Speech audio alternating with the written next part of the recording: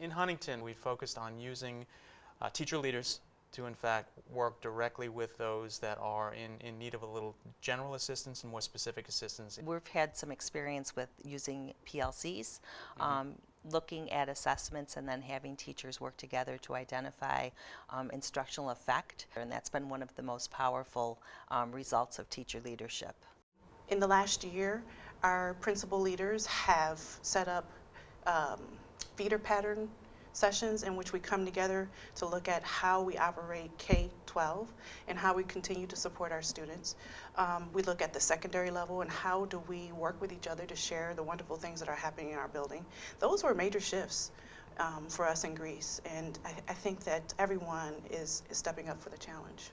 And as an instructional coach, have you seen that translate to changes in the student behavior? Yeah, absolutely. As a coach or a teacher leader, you're going into a classroom and you end up working with kids because that's your natural instinct as a teacher. So what's nice about that is you see instruction in one classroom that's strong, and then you go and work with a teacher down the hall or in another building, or you go talk to the administrators, the superintendents, and you say, this is really great, or here's a pocket that could use a little more support. So there's consistency amongst the buildings, and there's a better, I would say, communication chain for instruction across the district. So I think that consistency is the theme, really, and I know as an instructional coach in Huntington, I see that as well. You know, when I go from class to class, the students feel that consistency, and they realize that not only the things that they are doing in perhaps their English language arts class will happen there, but it also happens in their science classroom and in their math, and the language is the same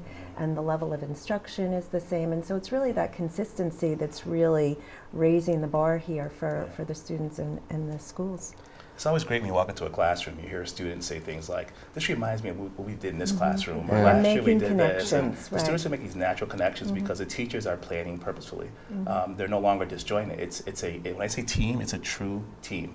You walk into our PLCs, and to have an administrator not be the person doing the talking, but listening, and just facilitating a conversation, having these teachers share things that are working, sharing concerns, and then identifying solutions. In the past, it was a matter of coming to PLCs and talking about problems and leaving them at the table. The administrator walked away, did some guesswork, came back, and they started all over again. You're seeing issues emerge and be resolved right there on the spot. As you said, it's on demand, it's real, and then it allows you to go back and check that. And then those solutions are shared across the system to prevent other teachers from making those same pitfalls. It's a really encouraging environment right now.